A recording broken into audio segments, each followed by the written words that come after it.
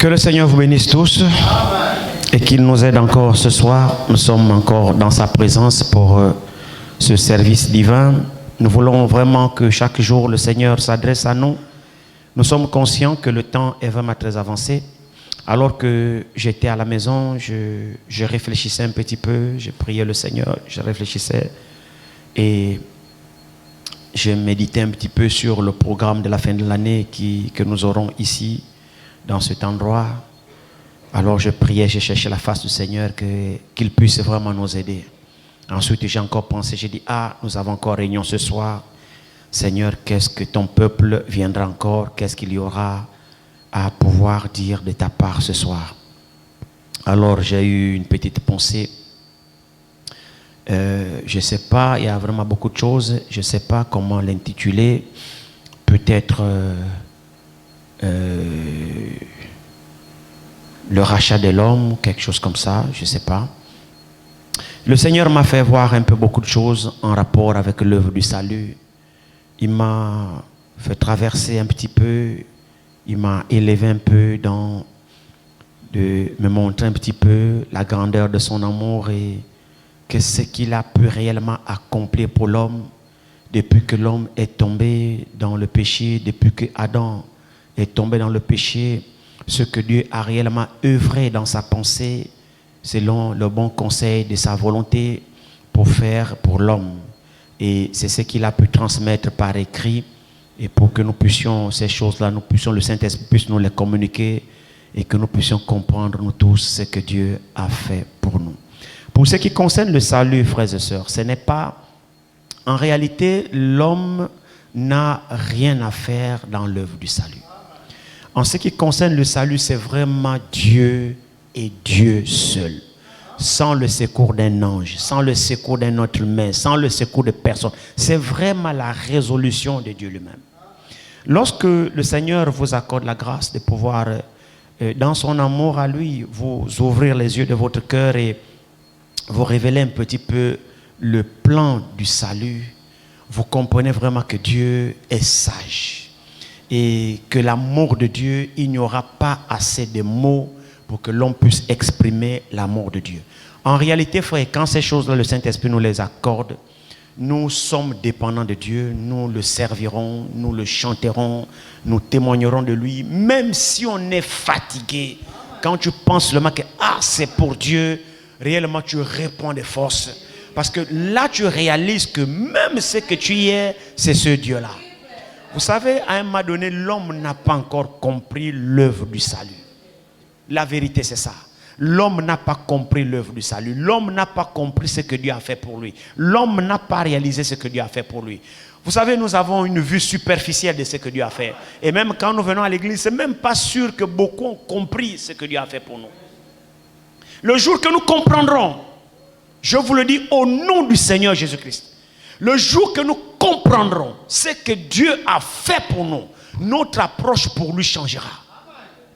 Notre attitude à l'endroit de Dieu changera. Notre comportement à l'endroit de Dieu changera.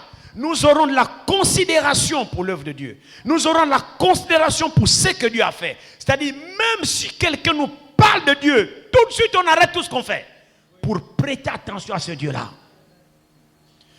C'est vraiment que Dieu nous aide. Mais ça aussi, il faut la révélation. Il faut que Dieu nous révèle ce qu'il a fait pour nous. Parce que si Dieu ne nous révèle pas ce qu'il a fait pour nous, nous aurons une approche charnelle. Nous aurons une approche intellectuelle. Nous servirons Dieu selon notre pensée, selon ce que nous comprenons. Nous faisons le ouïa-ouïa, le boucan, le désordre. On vient à l'église en retard. Si on veut, on vient. Si on ne veut pas, on ne vient pas. Frère, on n'a pas encore compris.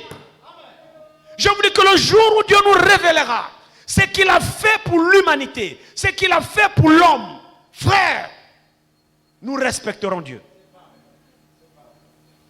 Nous honorerons Dieu. Nous ajournerons tous nos programmes pour privilégier Dieu dans notre vie. En réalité, c'est ça. Vous voyez, le seul créateur, c'est Dieu. La Bible dit que Dieu a créé tout ce que nous voyons les choses visibles comme des choses invisibles. Et la création, personne n'a aidé Dieu à pouvoir créer. Et nous voyons que tout ce que Dieu a créé, c'était des choses qui étaient en lui. Amen. Dieu n'a pas eu de conseiller. Dieu n'a jamais, quelqu'un n'a jamais dit à Dieu, bon, je voudrais que tu fasses la terre comme ça. Je voudrais que tu crées la mer comme ça. Je voudrais que tu fasses le ciel comme ça. Je voudrais que tu fasses des arbres comme ça.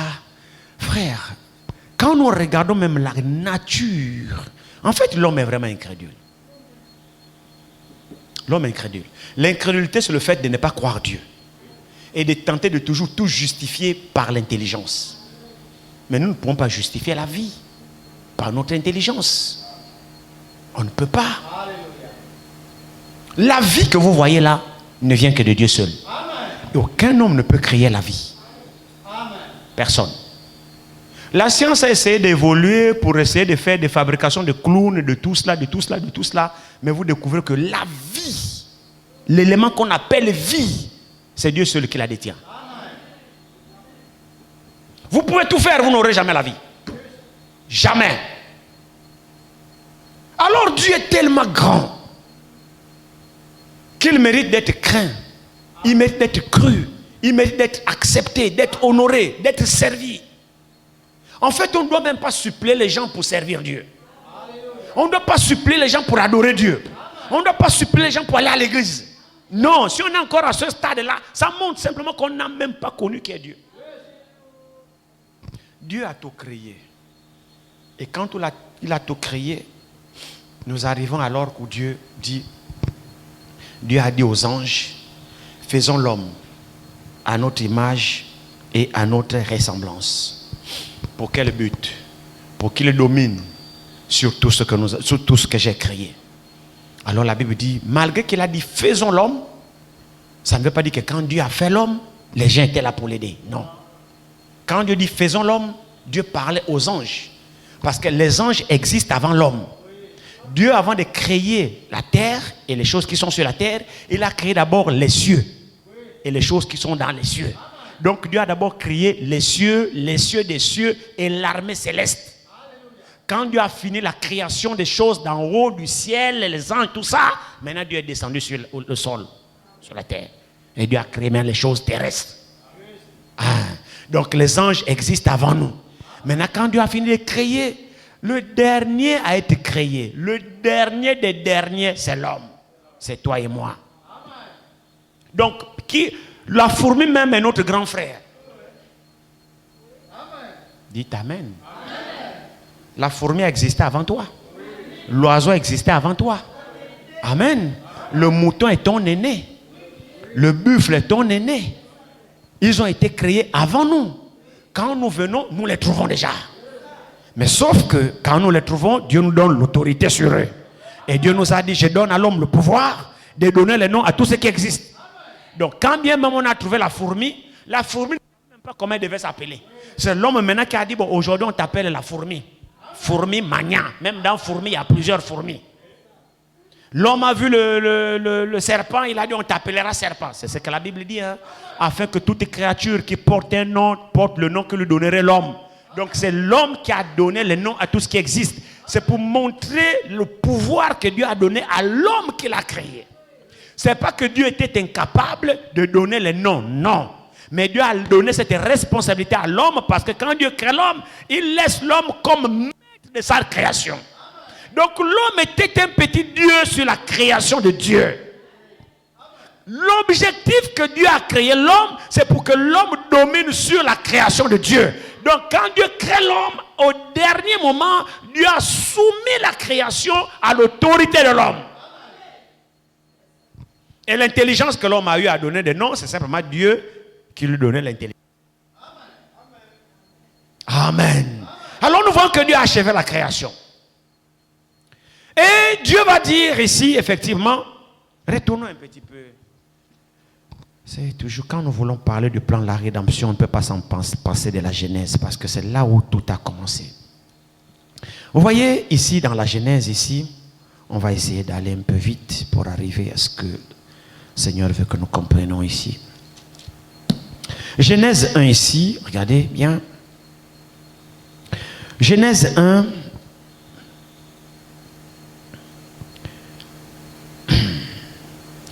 À partir du verset 5, il dit, Dieu appela la lumière jour et il appela les ténèbres nuit. Ainsi, il y eut un soir et il y eut un matin, ce fut le premier jour. Dieu dit qu'il y ait une étendue entre les cieux, entre les eaux, et qu'elle sépare les eaux d'avec les eaux. Et Dieu fit l'étendue, et il sépara les eaux qui sont au-dessous de l'étendue des eaux d'avec les eaux qui sont au-dessus de l'étendue. Et cela fut ainsi. Dieu appela l'étendue ciel. Ainsi il y eut un soir et il y eut un matin, ce fut le second jour. Dieu dit que les eaux qui sont au-dessous du ciel se rassemblent en un seul lieu et que le sec apparaisse. Et cela fut ainsi. Vous voyez, chaque fois que Dieu prononçait quelque chose, la chose était ainsi. Pour montrer que le pouvoir de la création était dans la parole de Dieu. Alors il dit ici, puis Dieu dit que la terre produit, je suis maintenant au verset, bon, Dieu vit que cela était bon. Au verset 11. Puis Dieu dit, toujours Dieu dit c'est l'action de parler. Dieu dit que la terre produise de la verdure, de l'herbe portant de la semence, des arbres fruitiers, donnant du fruit selon leur espèce, et ayant en eux leur semence sur la terre. Et cela fut ainsi. La terre produisit de la verdure, de l'herbe portant de la semence, selon son espèce, et des arbres donnant du fruit, et ayant en eux leur semence, selon leur espèce. Dieu vit que cela était bon. Ainsi, il y eut un soir, il y eut un matin, ce fut le troisième jour. Dieu dit qu'il y ait des luminaires dans l'étendue du ciel pour séparer le jour d'avec la nuit. Que ce soit des signes pour marquer les époques, des jours et des années, et qu'ils servent de luminaires dans l'étendue du ciel pour éclairer la terre, et cela fut ainsi. Dieu fit les deux grands luminaires, le plus grand luminaire pour présider au jour et le plus petit luminaire pour présider à la nuit. Il fit ainsi les étoiles. Dieu les plaça dans l'étendue du ciel. Oh, c'est merveilleux. C'est Dieu qui a placé. Dieu les plaça dans l'étendue du ciel pour éclairer la terre, pour présider au jour et à la nuit, et pour séparer la lumière d'avec les ténèbres. Dieu vit que cela était bon. Ainsi il y eut un soir et il y eut un matin, ce fut le quatrième jour. Qui peut trouver jusqu'à là quelque chose à redire à la nature? Parce que le Créateur marque d'un saut, il dit c'est bon. Frère, quand Dieu dit c'est bon, c'est bon. Ça veut dire il n'y a pas d'erreur. Continuez encore un petit peu ici. Il dit, Dieu dit, oui c'est cela, verset 20, nous sommes au verset 20, il dit, Dieu dit que les eaux produisent en abondance des animaux vivants et que les oiseaux volent sur la terre vers l'étendue du ciel. C'est merveilleux. Dieu créa les grands poissons et tous les animaux vivants qui se meuvent, et que les eaux produisent, et que les eaux produisirent en abondance selon leur espèce. Il créa aussi tout oiseau ailé selon leur espèce. Dieu vit que cela était bon. Dieu les bénit en disant soyez féconds, multipliez et remplissez les eaux de la mer, et que les oiseaux se multiplient sur la terre. Ainsi il y eut un soir et il y eut un matin, ce fut le cinquième jour. Amen. Écoutez très bien. Dieu dit que la terre produise des animaux vivant selon leur espèce, du bétail, des reptiles et des animaux terrestres selon leur espèce. Et cela fut ainsi.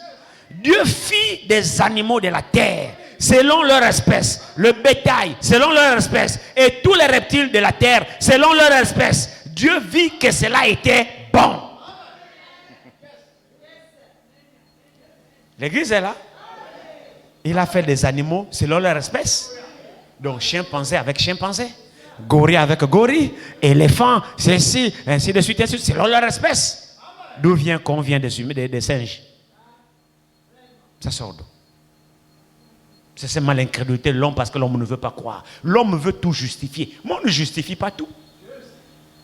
Alors poursuivons encore un peu ici. Il dit, et cela était bon. Verset 26. Maintenant, regardez très bien. Puis Dieu dit, faisons l'homme à notre image, selon notre ressemblance. Maintenant, écoutez très bien. Qu'il domine sur les poissons de la mer, sur les oiseaux du ciel, sur le bétail, sur toute la terre. C'est où l'exception? Sur toute la terre et sur tous les reptiles qui rampent sur la terre. Voici Dieu comment il fait l'homme. Maintenant il dit verset 27. Dieu créa l'homme à son image. Il le créa à l'image de Dieu. Il créa l'homme et la femme. Donc nous voyons alors que l'homme, c'est la dernière création de Dieu. Il a trouvé la nature déjà en place. Et Dieu a donné la domination de la nature sous l'autorité, sous le pouvoir de l'homme. Maintenant remarquons ici. Verset 28. Dieu les bénit. Avez-vous entendu ici? Ici, il s'agit de l'homme créé. Reprenons le verset 27. Dieu créa l'homme à son image. Il le créa à l'image de Dieu. Maintenant, écoutez bien. Il créa quoi? Je veux que l'église participe. Lisez dans vos Bibles. Il a créé quoi? Maintenant, votre attention. Ici, nous sommes dans la création. Donc, vous voyez que même dans la création, la femme figure.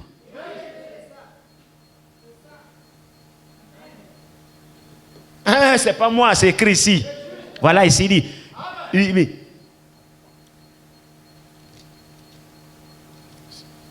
C'est ça, verset 20. Dieu créa l'homme à l'image, à son image. Il le créa à l'image de Dieu. Il créa l'homme et la femme.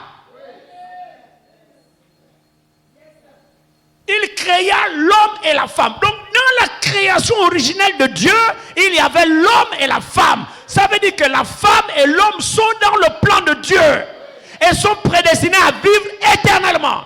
Sauf qu'il y a un mystère dans ça. Frère, ce qui n'est pas éternel ne peut pas demeurer éternel. Ce qui n'est pas éternel dans la pensée de Dieu ne pourra jamais recevoir la vie éternelle. La femme existe dans la pensée de Dieu. Parce que dans la création originelle, la femme existe. C'est le témoignage de la Bible. Donc dans la création originelle, Dieu a créé l'homme et la femme. Il les créa, l'homme et la femme. Maintenant, observez très bien. Il dit ici, Dieu les bénit. Et Dieu leur dit,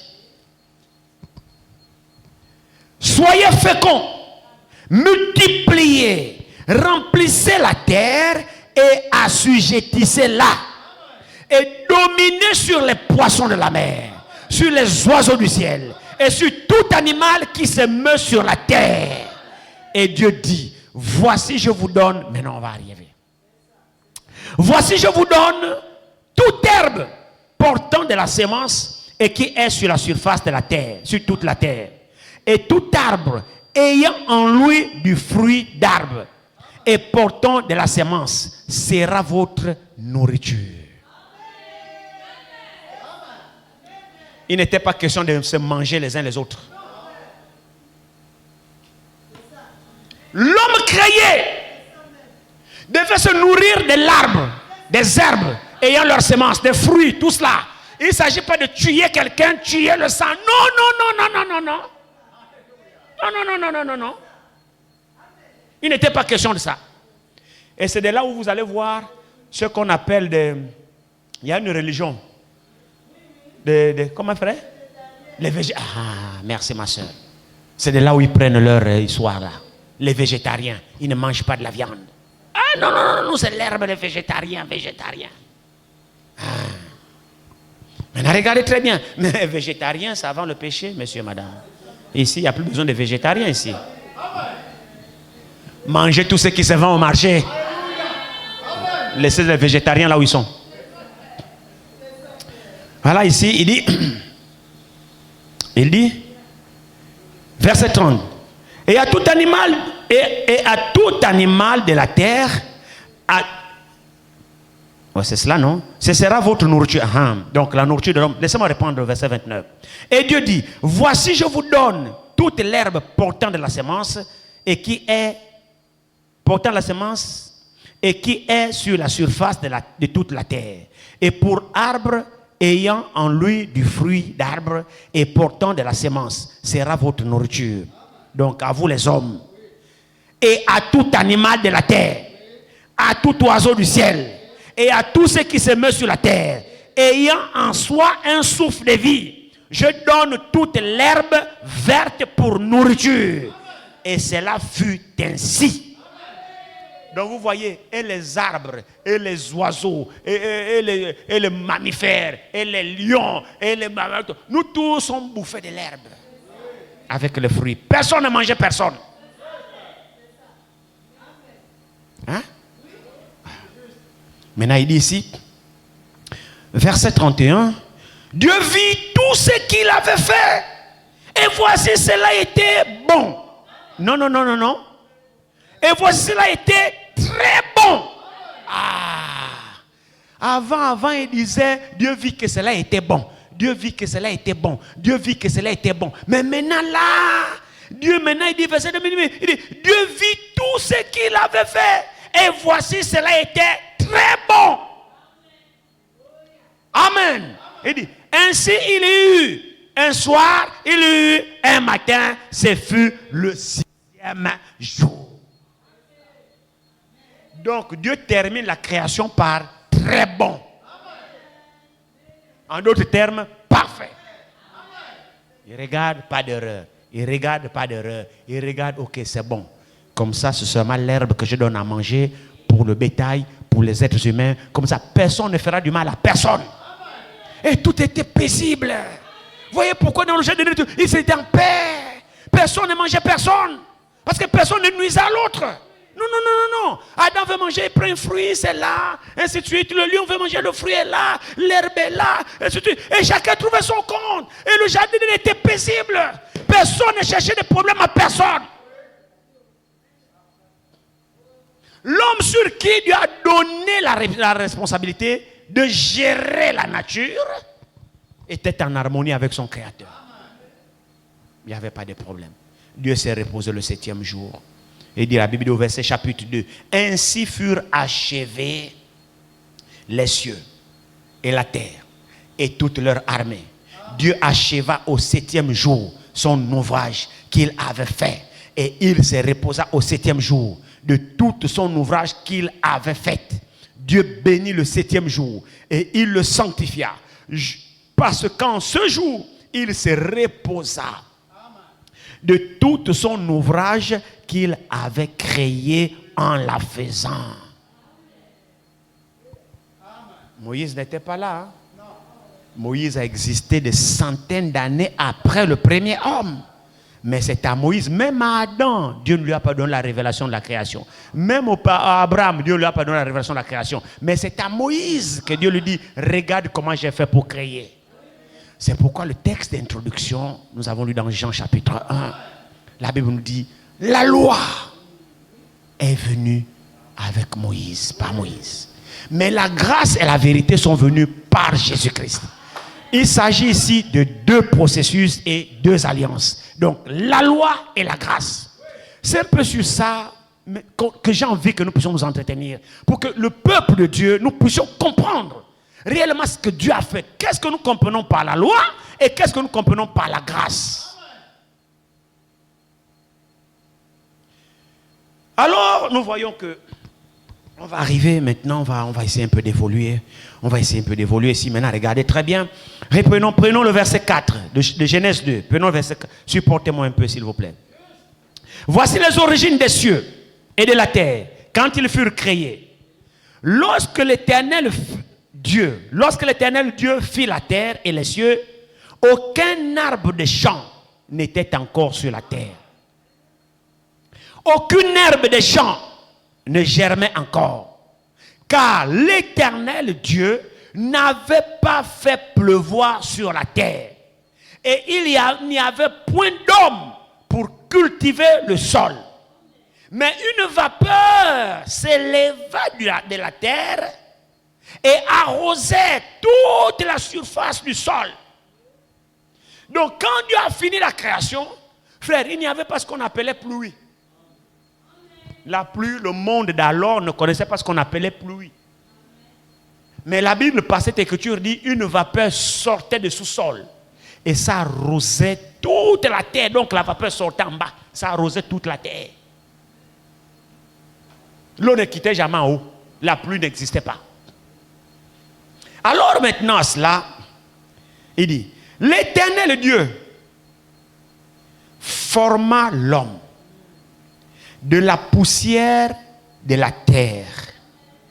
Il souffla dans ses narines un souffle de vie. Et l'homme devint une âme vivante. Amen.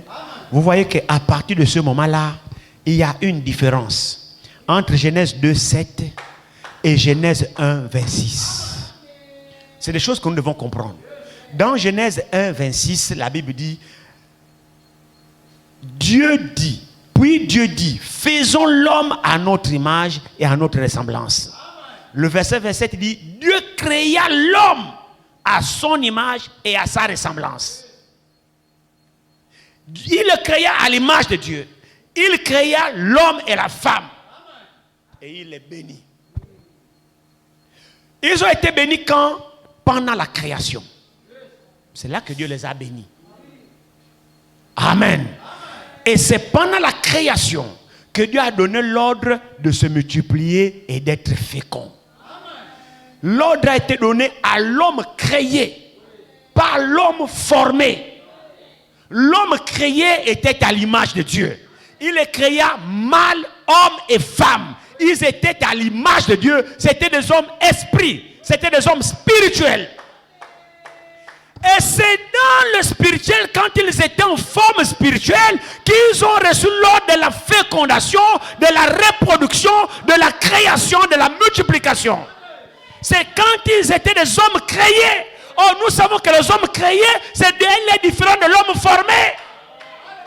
Alléluia. L'homme créé à l'image de Dieu est esprit. Parce que Dieu il est esprit. Donc les hommes que Dieu a créés est esprit. Et dans cette forme-là, l'homme n'a pas péché. Et c'est dans cette forme que Dieu a donné toutes les recommandations nécessaires. Maintenant on arrive à Genèse 2. Genèse 2. Ici. Verset 7 de Genèse 2. Maintenant nous voyons. Dieu, l'Éternel Dieu forma l'homme de la poussière de la terre. Vous voyez où intervient maintenant le sous-produit. Parce que la terre était déjà créée. Maintenant, quand Dieu décide de former l'homme, il prend maintenant le produit de la terre. C'est avec cette matière-là, cette matière qu'il prend maintenant pour faire ce que nous sommes là ce soir. La forme que nous avons là ce soir-là, c'est la terre là ici. Vous voyez, à partir de la formation même de la terre, Dieu a annoncé déjà la chute de l'homme. Du fait qu'il prenne la terre, c'est là où vient la faiblesse. La terre. Dieu a annoncé déjà la chute de l'homme. Donc l'homme qui prend la terre là, il fabrique là. L'homme là retournera à la poussière. Notre faiblesse est due à la terre. Maintenant regardez très bien ici. Il dit, l'Éternel Dieu forma l'homme de la poussière de la terre. Il souffla dans ses narines un souffle de vie.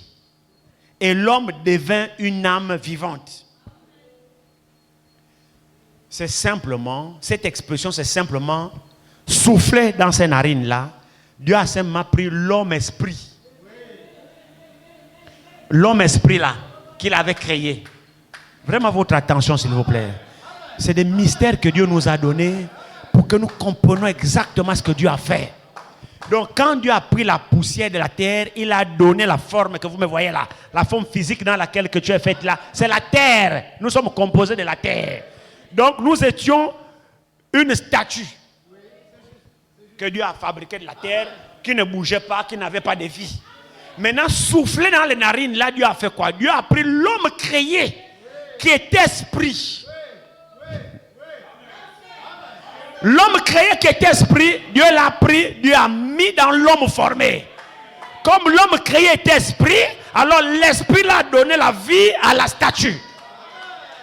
Donc la statue là, qui était là, cette mode de terre là, est devenue une âme vivante. Parce que l'homme vivant est rentré en lui. La statue est devenue maintenant mouvementée, elle a reçu la vie. Maintenant, voilà le mystère. Voilà le mystère, votre attention. Quand Dieu prend une forme de la terre, la Bible ne nous dit pas que Dieu a pris deux terres, il a formé deux statues. Dieu a pris une seule terre, une seule statue, et il a pris l'homme qu'il a créé. Donc ces esprits masculins et féminins, donc l'homme et la femme qui existaient spirituellement, il les a unis ensemble dans un seul corps.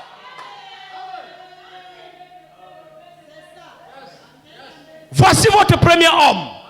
Donc quand Adam, où la Bible dit, l'homme devient une âme vivante. Quand Adam est devenu l'âme vivante pour la première fois, il était à la fois homme et femme. L'esprit spirituellement parlant. Donc Adam en lui, il y avait deux esprits.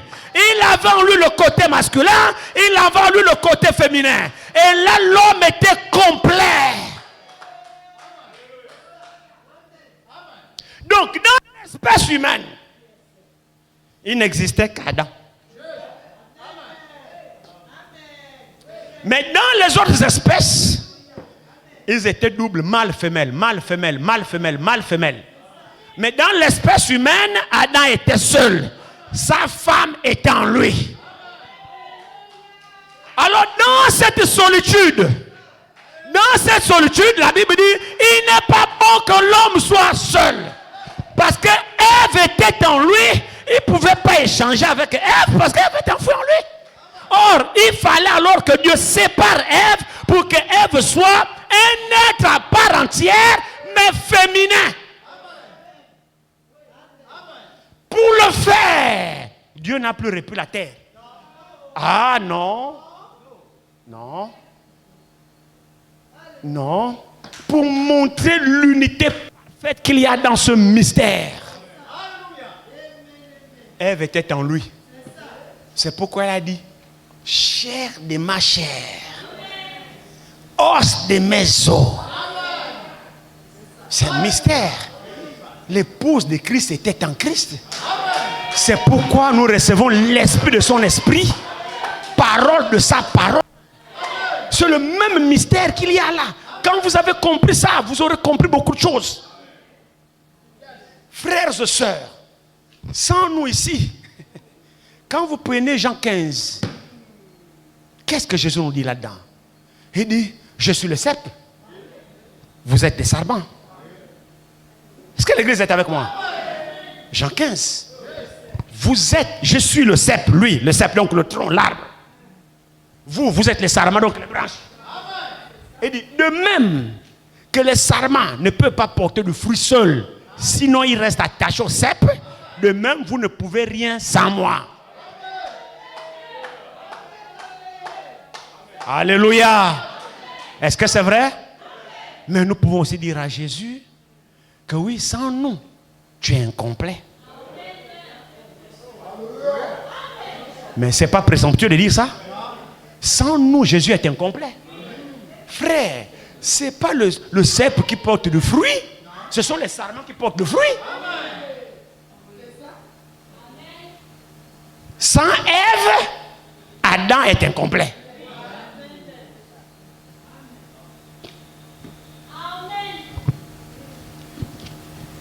Vous suivez ces choses? Évoluez encore un petit peu. J'aime encore rien dit, il est déjà 20 heures. Vous vous rendez compte? La semaine spéciale, j'espère que vous allez arrêter vos montres. Hein? Pendant la semaine spéciale, j'espère que vous allez oublier vos montres. Parce que ne me regardez pas quand il sera déjà 21 heures. Le Seigneur nous conduira comme il voudra. C'est merveilleux. Regardez bien ici. Il dit ici: l'Éternel Dieu forma l'homme de la poussière de la terre. Il souffla dans ses narines un souffle de vie. Et l'homme devint une âme vivante. Puis l'Éternel Dieu planta un jardin en Éden, du côté de l'Orient. Et il mit l'homme qu'il avait formé. Vous écoutez ça? L'Éternel Dieu fit pousser du sol des arbres de toute espèce, agréables à voir et bons à manger. Et l'arbre de la vie au milieu du jardin. Je vous avais dit ici dans la semaine passée que l'arbre de vie, c'est l'arbre de vie qui était au milieu du jardin et non l'arbre de la connaissance du bien et du mal. Ève avait mal reçu la leçon en disant à Lucifer: non, l'Éternel nous a dit, vous ne mangerez pas de l'arbre qui est au milieu du jardin. Non, regardez très bien ici, regardez la Bible ici, regardez. Je suis au verset 9 de Genèse 2. Il dit: Dieu, l'Éternel Dieu fit pousser du sol les arbres de toute espèce, agréables à voir et bons à manger. Et l'arbre de la vie au milieu du jardin. Et l'arbre de la connaissance du bien et du mal. Ah, écoutez, je ne sais pas comment vous voyez les choses. J'ai mon cercle ici. J'ai combien de milieux dans le cercle? Bon, si déjà l'arbre de la vie occupe le milieu du jardin, bon, comment l'arbre de la connaissance du bien et du mal, il m'avait apporté au bataille là, non? Est-ce que vous comprenez? Mais la révélation nous dit que l'arbre de la connaissance du bien et du mal était à côté. À côté, mais pas au milieu. Non, non, non, non, non, non. Au milieu, ici, c'est le centre. Le centre de notre vie, c'est Christ. C'est ça l'arbre de vie. L'arbre de vie est au centre, qui occupe le centre de notre vie. C'est Christ. C'est lui l'arbre de vie. Donc l'arbre de la connaissance ne peut pas être au centre. Non, non, il n'y a pas deux centres. Il n'y a qu'un seul centre. Le jardin, là, il n'y avait qu'un seul milieu. Et le milieu est occupé par l'arbre de vie. Donc l'arbre de la connaissance du bien et du mal ne pouvait plus être au milieu. Donc Ève a mal compris. C'est vrai, non? Regardez. On était où déjà? Au milieu du jardin, verset 9. Il dit, et l'arbre de la connaissance même, il dit, un fleuve, on saute un peu, on arrive, et puis on arrive au verset 15. Verset 15 dit, l'Éternel Dieu prit l'homme et le plaça dans le jardin d'Éden pour le cultiver et pour le garder. L'Éternel Dieu donna cet ordre. Jusque-là, Ève, en tant que personne séparée, n'existait pas encore. Vous suivez le processus? Ici, Ève est dans Adam maintenant. Les deux esprits créés. L'Éternel Dieu créa l'homme et la femme. Les hommes créés étaient spirituels, esprits. Alors ces deux esprits-là se retrouvaient dans Adam, l'homme. Donc Ève se trouvait en lui. Ève n'existait pas de façon séparée. Jusque-là. Maintenant il dit, l'Éternel Dieu prit l'homme et le plaça dans le jardin d'Éden pour le cultiver et pour le garder. L'Éternel Dieu donna cet ordre à l'homme. Tu pourras manger de tous les arbres du jardin. Maintenant écoutez la recommandation. Mais tu ne mangeras pas de l'arbre de la connaissance du bien et du mal. Car le jour où tu en mangeras, tu mourras certainement. Il y a un milieu là-dedans. Est-ce que vous lisez milieu dans votre Bible? Ah. Nous devons être précis. Maintenant, il dit ici, l'Éternel Dieu dit, ce n'est pas bon, il n'est pas bon que l'homme soit seul. Maintenant, Ève va maintenant exister. Mais quand Dieu donne la recommandation, Ève n'existait pas. Ève existait dans Adam. Vous suivez cela? L'Éternel Dieu dit, il n'est pas bon que l'homme soit seul. Je lui ferai une aide qui lui soit semblable. L'Éternel Dieu forma de la terre tous les animaux des champs et tous les oiseaux du ciel. Et il les fit venir vers l'homme pour voir comment il les appellerait. Et afin que tout être vivant porte le nom que lui donnerait l'homme. Et l'homme donna des noms à tout le bétail, aux oiseaux du ciel, à tous les animaux des champs. Mais pour l'homme, il ne trouva point d'aide semblable à lui. Alors l'Éternel Dieu fit tomber un profond sommeil sur l'homme, qui s'endormit. Il prit une de ses côtes, et referma la chair à sa place. Et l'Éternel Dieu forma une femme. Pas créa une femme, mais forma une femme de la côte qu'il avait prise de l'homme. Et il l'amena vers l'homme. Et l'homme dit, voici cette fois-ci celle qui est os de mes os et chair de ma chair. On l'appellera femme parce qu'elle a été prise de l'homme. C'est pourquoi l'homme quittera son père et sa mère et s'attachera à sa femme et ils deviendront une seule chair. L'homme et sa femme étaient tous les deux nus et ils n'en avaient point honte. Vous écoutez cela? Tout ça là, ça a été coupé court. Dans la formation de la femme, il n'y a plus de processus, tout ça, non. Mais la révélation nous a décortiqué tous ces détails. C'est-à-dire, l'esprit maintenant, quand Dieu a fait tomber Adam dans un profond sommeil, il a retiré une côte de Adam, il a refermé la chair, il a formé Ève, il a enlevé l'esprit féminin qui était dans Adam, il a mis ça dans la femme. C'est ça. Parce que les hommes créés, les hommes qui ont été créés, c'était homme et femme. Et les deux existaient en un seul homme, Adam. Maintenant, quand Dieu a créé, maintenant, fabriqué maintenant Ève à part entière, avec sa morphologie différente, il a enlevé le côté féminin de l'homme. Il l'a mis. Donc, tout ce qui est de féminin dans l'homme, ça ne se trouve plus. C'est pourquoi le messager dit, aujourd'hui, si vous voyez un homme se comporter comme un efféminé, lui là, il est pervers. Parce que tout ce qui est de féminin avait été enlevé en Adam. Et Dieu a créé un être spécialement féminin. Même la morphologie, frère, vous voyez les formes de la femme. Même au loin là-bas, tu vois la silhouette, tu dis non, ça c'est la femme. Même par la silhouette, tu peux identifier que c'est la silhouette d'un homme et la silhouette d'une femme. Maintenant, qu'en est-il des hommes qui ressemblent aux femmes maintenant, les transgenres, hein? Les pédés. Voilà la perversion dans laquelle nous sommes. L'homme qui devient femme, femme qui devient l'homme. On ne sait plus, on ne comprend plus. Rien ne va plus. Mais pour l'église de Dieu, tout va. Amen. Soyez loin de toutes ces folies-là, frère. Le monde est fou. Mais il va être détruit dans sa folie. Vous savez, nous qui sommes comme ça, on nous appelle des primitifs. Oh, vous n'êtes pas dans l'évolution, hein, la civilisation. Hein. Quelle qualité de civilisation? La civilisation qui me fait maintenant que je devienne maintenant femme. La civilisation, c'est quelle civilisation? La civilisation, comme on me dit maintenant que maintenant pour me marier, je dois maintenant prendre homme avec homme. Bon, je marie l'homme, là, tout. Pardon. Pourquoi Poutine, c'est un monsieur? Xi Jinping, c'est un monsieur. Vous savez, ces gens-là, les Occidentaux les appellent des dictatures, Non. Si vous remarquez, frère, les démons, ce sont des Occidentaux. Je vous dis. Bon, maintenant, ça aussi ne sont pas saints. Hein? Mais ils gardent, au moins de leur côté, ils gardent quand même le sens de la nature. Le Chinois respecte encore, Xi Jinping respecte encore les PD chez lui. Ah, non. Poutine, le PD chez lui, vous gardez. Poutine a dit, tant que je suis Poutine, à moins que je meure.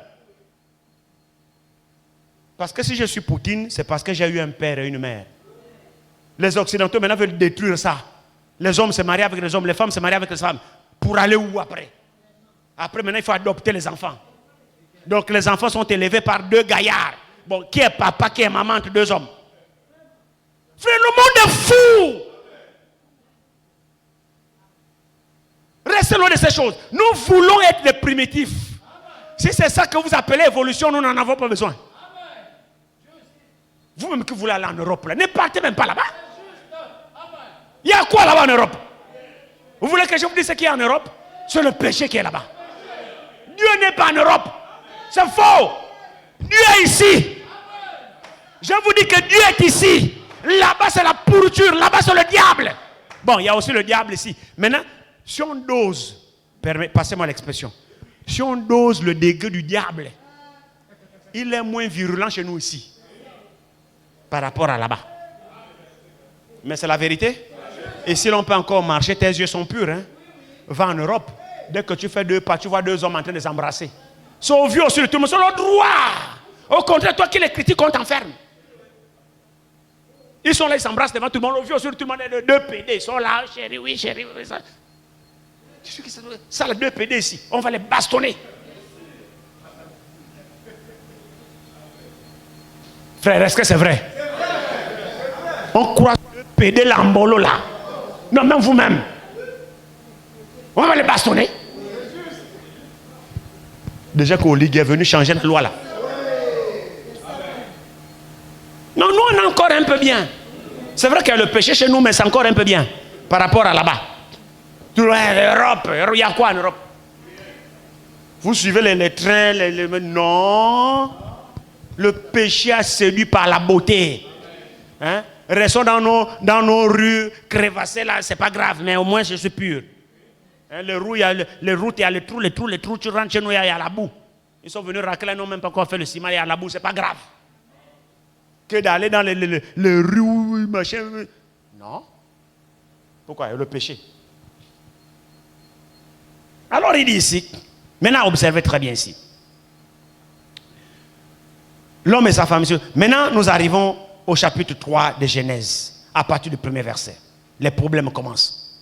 Le serpent était le plus rusé de tous les animaux des champs que l'Éternel Dieu avait fait. Maintenant, remarquez sa question. Il dit à la femme, elle existait maintenant. Hein? Vous voyez que quand la femme était en Adam, le serpent ne pouvait pas venir. Est-ce que l'église est avec moi là? Pourquoi il a attendu?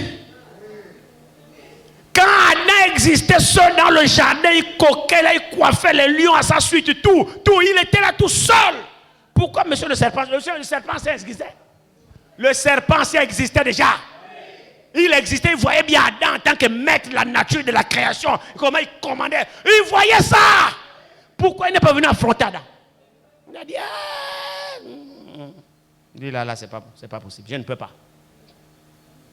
Il a attendu que la partie faible de l'homme soit séparée de ce dernier et qu'elle existe en tant qu'être. Quoi la Bible dit, les femmes, c'est le côté faible de l'homme, comme des êtres plus faibles. Vous les hommes, reconnaissant en votre femme, déjà la nature leur confère ce droit-là, que ce sont des êtres plus faibles, donc ils sont doublement faibles. C'est pourquoi les hommes qui boxent leurs femmes, c'est des démons. Oh? C'est un barbare. Lui, il n'est même pas digne d'être frère. Sœur, si votre mari vous cogne, venez me voir. Je vais l'exposer ici. C'est un sexe plus faible. Il est faible. C'est à toi de la soutenir. Mais les faibles, là, vous suivez leur bouche, là. C'est là où vous allez tomber. Ne suivez pas. Alors ici, il dit, le serpent était le plus rusé de tous les animaux des champs que l'Éternel Dieu avait fait. Il dit à la femme, Dieu a-t-il, maintenant écoutez sa question, Dieu a-t-il réellement dit? Bon, réellement, là, vient chercher quoi? Nous, on t'a dit que nous, on doute de ce que Dieu a dit. Est-ce que tu as vu en nous quelqu'un qui doute pour que tu viennes pour dire, est-ce que réellement, pourquoi tu viens avec le réellement? Oui, réellement même, c'est l'expression qui suscite le doute. C'est vrai, non? Maintenant, regardez. Il dit à la femme, Dieu a-t-il réellement dit, vous ne mangerez pas de tous les arbres du jardin. Dieu n'a même pas dit ça. Vous voyez? La déformation de l'écriture. Si vous n'êtes pas attentif, et c'est comme ça que le diable travaille. Si ça a marché la première fois, pourquoi voulez-vous qu'il arrête? Ce qui marche, il continuera avec ça. Maintenant, la femme aussi. Quand on vous dit suivez la prédication, arrêtez de penser à la nourriture, arrêtez de penser au petit bon ami, arrêtez de penser à... Je ne sais pas quoi ce que vous pensez. Restez braqués ici, écoutez la parole. Regardez la réponse maintenant de Ève. Ève seule, c'est là où elle est partie trouver la réponse là. C'est pas ce qu'Adam lui a dit. Parce que Dieu n'a pas dit ça à Adam. Et Adam, pour avoir enseigné sa femme, il a enseigné sa femme correctement. Maintenant, regardez le problème qui commence. La femme répondit au serpent, 2 points. Nous mangeons du fruit des arbres du jardin. Mais quant au fruit de l'arbre qui est au milieu du jardin, Dieu a dit, quel Dieu? Sont tes choses. Elle attribue à Dieu. Dieu a dit, vous n'en mangerez point et vous ne toucherez point de peur que vous ne mourrez. Mes frères, elle donne l'interprétation à qui? À Satan. Le maître de l'interprétation. Satan a su la faille. Satan a compris que... elle n'a rien compris celle-là. C'est bon, comme son mari n'est pas là, mon plan a réussi. Non, Dieu sait, vous n'allez pas mourir, Dieu sait. Frère, elle était déjà vulnérable parce qu'elle n'est pas fidèle à l'écriture. C'est pour cette raison que c'est à partir de ce moment-là, vous savez, c'est à partir de ce moment-là que Dieu a interdit à la femme d'enseigner. L'occasion avait été donnée à la femme au jardin d'Éden de démontrer son ministère, sa compétence quant à prêcher la parole. Adam n'était pas là. Bon, madame, tu as reçu le même enseignement que moi. Vas-y, prêche. Alors, le premier fidèle, c'est Satan. Quand elle donne la prédication, elle va de loin. Elle attribue à Dieu ce que Dieu n'a pas dit. C'est pourquoi Paul, dans Timothée, dit, je ne permets pas à la femme d'enseigner, ni de prendre l'autorité sur l'homme. C'est pas Paul, c'est le Saint-Esprit dans Paul. Et il a en image cette histoire, cette scène-là ici. C'est pourquoi on peut dire, car Adam était formé le pied-main. Et ensuite, c'est pas Adam qui a péché. Qu'est-ce que le péché? La transgression de la parole de Dieu. Et qui est-ce qui a transgressé en premier? C'est Ève. En donnant une fausse interprétation. Oui. C'est pourquoi vous les femmes, vous qui parlez dans des églises, vous êtes maman pasteur, maman pasteur, vous êtes sous la malédiction.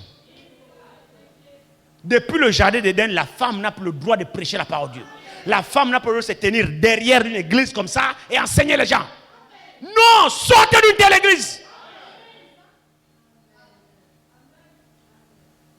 Vous parlez dans ces églises où les femmes sont en pantalon, en saucisson, elles sont là, elles grondent sur les hommes.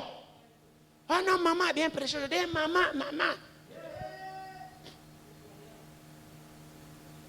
Non, n'écoutez plus ce genre de choses. La femme n'a plus le droit de se tenir ici. Sa place est sur le banc. Parce qu'elle a échoué.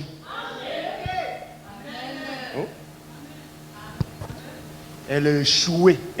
On lui a donné l'occasion, elle a échoué. Et son échec a entraîné l'humanité dans le désordre. Jusqu'à aujourd'hui. C'est pourquoi la plume du Saint-Esprit dans Paul. La femme, taisez-vous! Il ne vous a même pas parlé, au permis de parler même dans l'église. Oh, ça c'est la fureur du Saint-Esprit. C'est pas Paul.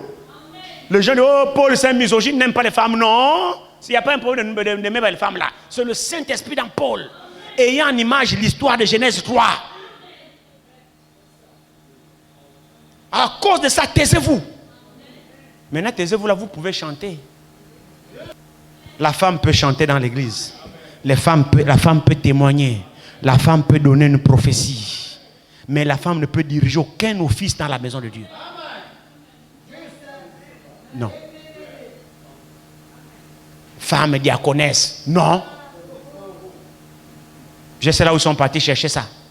C'est quand Paul parle à Timothée de mettre les diacres. Il a parlé des serviteurs. Quand on arrive aux femmes, que la servante soit aussi soumise comme ça. Les traductions, on dit la diaconesse. Non, c'est des servantes du Seigneur, mais pas des diaconesses. La femme n'a pas un office dans la maison de Dieu. Si la femme a un office, c'est de servir Dieu, balayer, nettoyer, décorer l'église, oui. Chanter, cantique individuel, oui. Tous les services dans la maison de Dieu sont faits par des hommes. Les diacres sont des hommes. Les directeurs des chants, ce sont des hommes. La femme peut jouer au piano, il n'y a pas de problème. La femme peut taper le tam-tam, il n'y a pas de problème. Vous ne décidez rien, vous ne dirigez rien. Ça, vous pouvez le faire. C'est pourquoi Paul dit que les femmes se taisent dans les assemblées. Il ne leur est même pas permis d'y parler. Mais vous pouvez dire Amen. Ce n'est pas parler. Amen, là, vous ne parlez pas. Vous ponctuez seulement, ainsi soit-il, à la parole de Dieu. Mais ne bavardez pas dans l'église. Ne bavardez pas. Tu es là, tu chuchotes à ta soeur. C'est ça parler là, ne parle pas. Écoutez l'instruction en silence. Car il est malséant d'une femme de parler dans l'église. Aujourd'hui, les églises ne respectent tout ça pour montrer que ce ne sont pas les églises de Dieu. Toute église de Dieu respecte la parole de Dieu. Les églises où vous voyez les femmes diriger, les femmes prêcher, ce ne sont pas les églises de Dieu. On vous dit la vérité.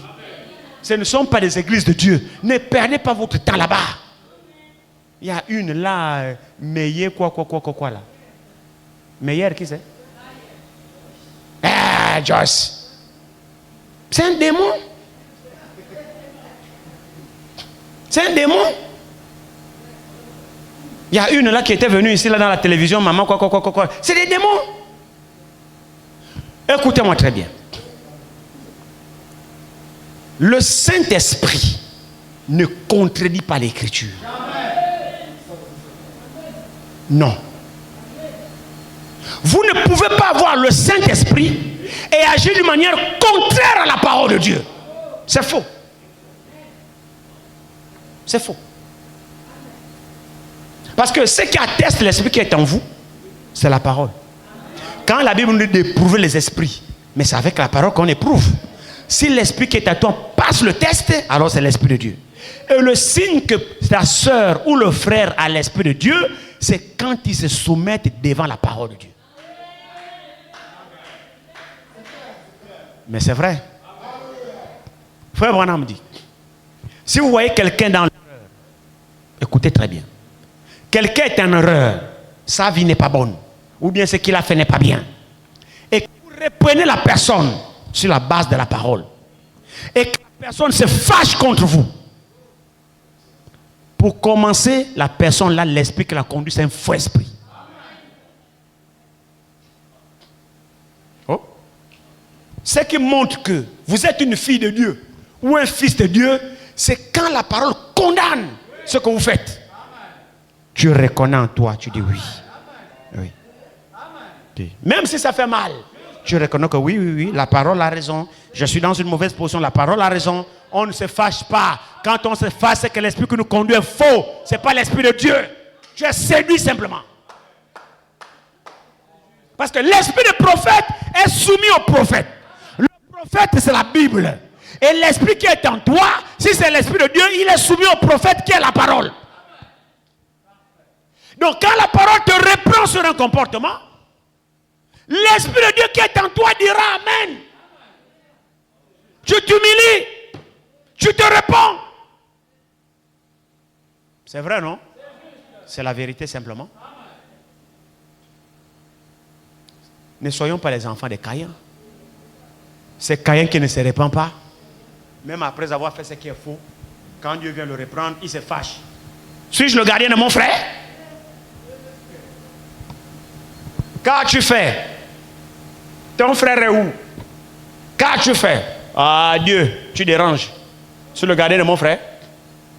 Mais son sang crie jusqu'à moi.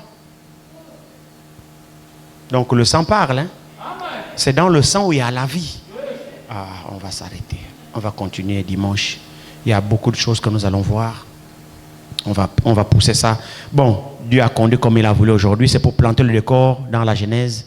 Et je crois dimanche, on va évoluer pour ressortir quelque chose. Vous allez comprendre l'importance de la grâce de Dieu. Ce que Dieu a fait pour nous. Dieu a tout fait pour nous, mon frère, ma soeur. Réellement, Dieu a tout fait pour nous.